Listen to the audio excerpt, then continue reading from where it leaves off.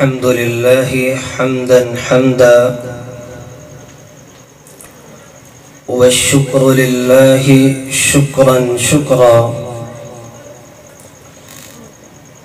أشهد أن لا إله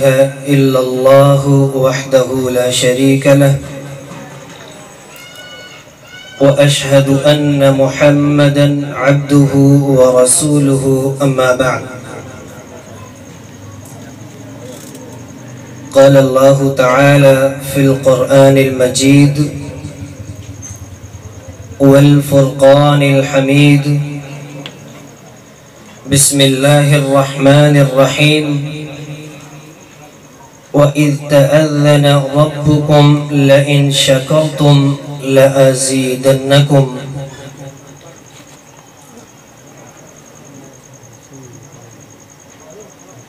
عزیزان گرامی، آپ کے اور آپ کے خطبہ کے درمیان زیادہ دیر حائل نہیں رہنا چاہتا، صرف گفتگو کا دورانیہ بتوفیق اللہ 10 منٹ تقریباً ہوگا۔ حضرات محترم، انسانی زندگی میں انسان دو طرح کی صورتحال سے دوچار رہتا ہے، دو طرح کی صورتحال سے اس کا سامنا ہوتا ہے۔ کبھی انسان غمی، پریشانی اور تکلیف سے دوچار ہوتا ہے، یا انسان کے لیے لمحات خوشیاں بکھیرتے ہوئے اور انسان کے لیے آسانیاں، ستائش اور محبتوں کو بکھیرتے ہوئے لمحات نظر آتے ہیں۔ تو ہم کہہ سکتے ہیں کہ انسان کبھی غموں میں لپٹا ہوتا ہے اور کبھی خوشی کے شادیانے بجا رہا ہوتا ہے۔ تو ایک خوشی کے موقع پر ایک مومن کو کیا کرنا چاہیے؟ صحیح مسلم کی روایت کو پڑھا جائے تو رسول اللہ صلی اللہ علیہ وسلم کی یہ بات، یہ فرمان ہماری رہنمائی فرماتا ہے۔ رسول معظم صلی اللہ علیہ وسلم فرماتے ہیں، عجبا لامر المؤمن، ایک مومن کا معاملہ انتہائی عجیب ہے، اس کے لیے ہر معاملے میں خوشی ہی خوشی ہے، اطمینان ہی اطمینان ہے۔ وَلَيْسَ ذَلِكَ إِلَّا لِلْمُؤْمِنِ، اور یہ اطمینان، یہ خوشی اللہ تعالیٰ ایک مومن کے ہی نصیب میں کرتے ہیں۔ إِنْ أَصَابَتْهُ سَرَّاءُ شَكَرَ فَكَانَ خَيْرًا لَهُ، اگر ایک مسلمان کے لیے اللہ تعالیٰ خوشی کے لمحات پیدا فرما دیتے ہیں، اس کی زندگی میں خوشیاں اس کے ارد گرد لہلہاتی ہیں، تو وہ مسلمان شکر، اللہ کا شکریہ ادا کر کے اللہ کو خوش کرنے کی کوشش کرتا ہے، جو اس کے لیے بہت بہتر ہے۔ وَإِنْ أَصَابَتْهُ ضَرَّاءُ صَبَرَ، اگر وہ مسلمان پریشانی اور غموں میں گر جائے تو پھر وہ مسلمان صبر کا دامن ہاتھ سے نہیں چھوڑتا، فَكَانَ خَيْرًا لَهُ، تو یہ بھی اس کے لیے بہت بہتر ہے۔ عزیزان گرامی، اس روایت سے ہمیں سمجھ آتی ہے کہ ایک مسلمان خوشی کے لمحات میں اللہ کا شکر ادا کرتا ہے، تو ہمیں یہ بات بھی سمجھنی ہے کہ شکر ہے کیا؟ تو یاد رکھیے گا، اللہ کی جو بھی نعمت ہو، اللہ کی جس بھی نعمت سے ہم لطف اندوز ہو رہے ہیں، اس کو اللہ کی منشا، اللہ کی اطاعت میں لگا دینا، یہ اللہ کا شکریہ ہے۔ ایک انسان اپنے جسم کا شکریہ ادا کرنا چاہتا ہے اس کا بہترین شکریہ یہ ہے کہ اپنے جسم کو اللہ کی اطاعت میں ہمیشہ کے لیے لگا دے، اور اسی طرح اپنے مال کا شکریہ ادا کرنا، اپنی خوشیوں کا شکریہ ادا کرنا۔ سب سے بہترین طریقہ یہ ہے خوشیوں کا کہ ایک مسلمان اپنی خوشیوں کو اللہ اور اس کے رسول کی اطاعت گزاری میں لگا دیتا ہے۔ عزیزان گرامی، اور یہی مسلمان جب شکر گزاری کو اپنا وطیرہ بنا دیتا ہے تو اللہ کی طرف سے اس کے لیے اعلان، اللہ کی طرف سے اس کے لیے فرمان اس کو سن لینا چاہیے۔ رب فرماتے ہیں وَإِذْ تَأَذَّنَ رَبُّكُمْ لَئِن شَكَرْتُمْ لَأَزِيدَنَّكُمْ، اے مسلمان اللہ کی طرف سے یہ اعلان ہے، آپ کے لیے خوشخبریوں کا یہ فرمان ہے، اگر تم شکر گزاری کرو گے،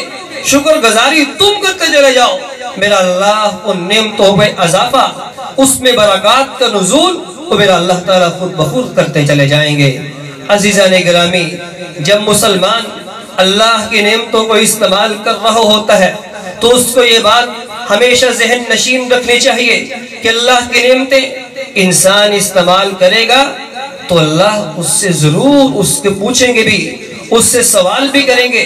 اس کا شکریہ ادا نہ کیا گیا تو اللہ کی نعمتیں اللہ تعالیٰ چھین بھی سکتے ہیں اور اس سے اللہ نے سوال بھی کرنا ہے۔ عزیزان گرامی، ابو داؤد کی روایت ہے، ابو بکر و عمر رضی اللہ عنہما آپ صلی اللہ علیہ وسلم کی معیت میں جا رہے ہیں۔ حضرت ابو ہریرہ رضی اللہ عنہ روایت کرتے ہیں، یہ تینوں حضرات آپ صلی اللہ علیہ وسلم، ابو بکر و عمر رضی اللہ عنہما، ابو الحسم الانصاری رضی اللہ عنہ کے گھر تشریف لاتے ہیں، جو کہ انتہائی مالدار، اللہ نے ان کو وسیع تر نعمتوں سے نواز رکھا تھا۔ ان کے گھر تشریف لائے اور پوچھا ابو الحسم الانصاری وہ کدھر ہیں؟ تو ان کی بیوی نے بتایا وہ گھر نہیں ہے، وہ پانی بھرنے کے لیے قریب ہی گئے ہیں، ابھی تشریف لے آتے ہیں۔ ابھی یہ باتیں چل رہی ہیں تو ابو الحسم الانصاری رضی اللہ عنہ پانی کو اٹھائے ہوئے وہ بھی تشریف لے آتے ہیں، پانی کا مٹکا نیچے رکھا اور رسول اللہ صلی اللہ علیہ وسلم سے چمٹ جاتے ہیں اور لبیک و سعدیک مرحبا بکم، آپ صلی اللہ علیہ وسلم کی استقبال کرتے ہیں اور فرماتے ہیں اللہ کے رسول مجھے حکم دیتے میں غلام آپ کی خدمت میں حاضر ہوتا، بتائیے کیا خدمت کر سکتا ہوں۔ آپ صلی اللہ علیہ وسلم کو ساتھ لیا، آپ صلی اللہ علیہ وسلم کے ساتھ ابو بکر و عمر رضی اللہ عنہما ساتھ تشریف رکھتے ہیں، ان کے باغ میں تشریف لے جاتے ہیں۔ انصاری صحابی رضی اللہ عنہ ان کے لیے بہترین ایک سائے دار جگہ کا اہتمام فرماتے ہیں، فوری جاتے ہیں اور کھجوروں کا ایک گچھا بڑا سا وہ لا کر رکھ دیتے ہیں اور فرماتے ہیں اللہ کے نبی اس میں سے اپنی من چاہی کھجوروں کو توڑیے اور کھائیے۔ آپ نے کھجوروں کو کھایا، ساتھ ٹھنڈا پانی تھا وہ پیا، اور ساتھ ہی فرمایا کھجوریں کھا رہے ہیں، پانی پی رہے ہیں، اور فرمایا والذی نفسی بیدہ، اے میرے پیارے ساتھیوں اس ذات کی قسم جس کے ہاتھ میں محمد الرسول اللہ صلی اللہ علیہ وسلم کی جان ہے، یہ وہ نعمتیں ہیں جن کے بارے میں اللہ کل قیامت کے دن سوال کریں گے۔ وَرَطْبٌ طَيِّبٌ وَظِلٌّ بَارِدٌ وَمَاءٌ بَارِدٌ، اللہ نے یہ بہترین سایہ دیا ہے، اللہ نے بہترین پانی اور خوبصورت کھجوریں دی ہیں، اور اللہ نے پینے کا پانی دیا ہے۔ یہ نعمتیں ہیں جس نعمتوں کا تم شکریہ ادا کرو، اللہ نے کل قیامت دن اس کے بارے میں پوچھنا ہے۔ اور عزیزان گرامی بتائیے تو صحیح ان نعمتوں کو لینے میں ہمارا ذاتی کمال کیا ہو سکتا ہے؟ رب فرماتے ہیں أَفَرَأَيْتُمُ الْمَاءَ الَّذِي تَشْرَبُونَ أَأَنْتُمْ أَنزَلْتُمُوهُ مِنَ الْمُزْنِ أَمْ نَحْنُ الْمُنزِلُونَ لَوْ نَشَاءُ جَعَلْنَاهُ أُجَاجًا فَلَوْلَا تَشْكُرُونَ، اے لوگوں تم دیکھتے نہیں ہم نے آسمان سے پانی کو نازل کیے جس کو تم پیتے ہو، کیا تم خود اس آسمان سے پانی کو نازل کر سکتے تھے؟ کیا جو پانی ہم نے نازل کر دیا اس کو اگر ہم کڑوا بنا دیں، اس کو کھارا پانی بنا دیں، تم کیا کر سکتے ہو؟ تم شکر گزاری کیوں نہیں کرتے؟ اللہ کی نعمتیں جو انسان از خود نہیں لے سکتا، اللہ کی دی ہوئی توفیق سے انسان محنت کر کے اس نعمتوں کو حاصل کرتا ہے، اس نعمتوں کے حصول کے بعد شکر گزاری کا راستے کو چھوڑ کر اگر انسان ناشکری کے راستے کو اختیار کر لے گا تو اللہ کی طرف سے وہ نعمتیں ختم بھی ہو سکتی ہیں۔ اور عزیزان گرامی، ابو داؤد کی روایت کے مطابق رسول اللہ صلی اللہ علیہ وسلم اللہ تعالیٰ سے یہ دعائیں کیا کرتے: رب جعلنی لک شکارا لک وہابا لک ذکارا لک رہبانا، اے مالک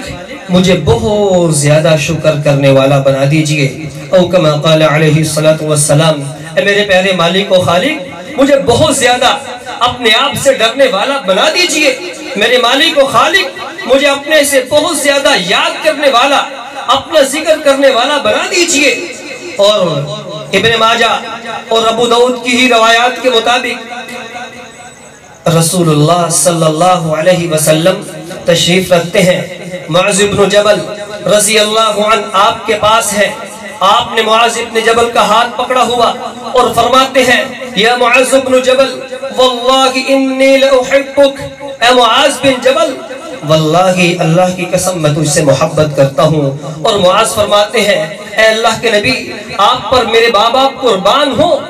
واللہ انی لأحبک، میں بھی آپ سے محبت کرتا ہوں۔ اور آپ اس ماحول میں اس سارے تصور کو اپنے ذہن میں دہرائیے گا، اس کو سامنے رکھ کے سوچئے گا، جب محب اور محبوب، وہ محبوب بھی کون اور محب بھی کون، دنیا کے سردار، کائنات کے امام اور صحابہ میں سے بہترین صحابی معاذ بن جبل، محبت و پیار، مودت اور ایک انتہائی احترام کا ماحول، باہمی گفتگو جاری ہے۔ رسول اللہ صلی اللہ علیہ وسلم فرماتے ہیں: اے میرے پیارے صحابی، میرے معاذ تجھ سے محبت ہے، اور یہی محبت، اسی محبت میں آپ کو یہ نصیحت کر رہا ہوں، لا تدعنا کل دبر صلاۃ، اے میرے معاذ ابن جبل ہر نماز کے بعد ان کلمات کو نہ چھوڑنا: اللہم اعنی علی ذکرک وشکرک وحسن عبادتک، اے اللہ آپ کے ذکر پر، آپ کی شکر گزاری پر اور اسی طرح عبادت کے حسن پر، اے اللہ میں آپ سے مدد مانگتا ہوں۔ ہم بھی اللہ سے یہی دعائیں کرتے ہیں: اے اللہ آپ نے جو ہمیں نعمتیں دی رکھی ہیں، ہم ان نعمتوں کو از خود حاصل کر ہی نہیں سکتے، اللہ آپ نے ہمیں ہمارے قد سے زیادہ، ہماری چادر سے زیادہ، ہماری اوقات سے زیادہ نواز رکھا ہے۔ مالک ہمیں شکر گزاری کی بھی توفیق عطا فرمائیے گا۔ اے اللہ جن نعمتوں سے ہم لطف اندوز ہو رہے ہیں ان کا شکر ادا کرنے کی توفیق دے دے، اور جو کوتاہیاں ہم سے سرزد ہو رہی ہیں اس سے ہم سے درگزر فرمائیے گا۔ آخر میں مبارکباد پیش کرتا ہوں حبیب الرحمن صاحب حافظہ اللہ، جو شادی کے خوبصورت بندھن میں بندھ رہے ہیں، خوبصورت پروگرام کے انعقاد پر تمام حضرات پر اللہ تعالی ہم سب کو اپنے جوار رحمت میں جگہ عطا فرمائے، ہم سب کے لیے شکر گزاری کے دروازوں کو کھولیں، ہم سب کے لیے اللہ تعالی ہماری معاونت فرمائیں کہ ہم اللہ کے شکر گزار بندے بن جائیں۔ اللہ ہم سب کا حامی و ناصر ہو۔ والسلام علیکم ورحمۃ اللہ وبرکاتہ۔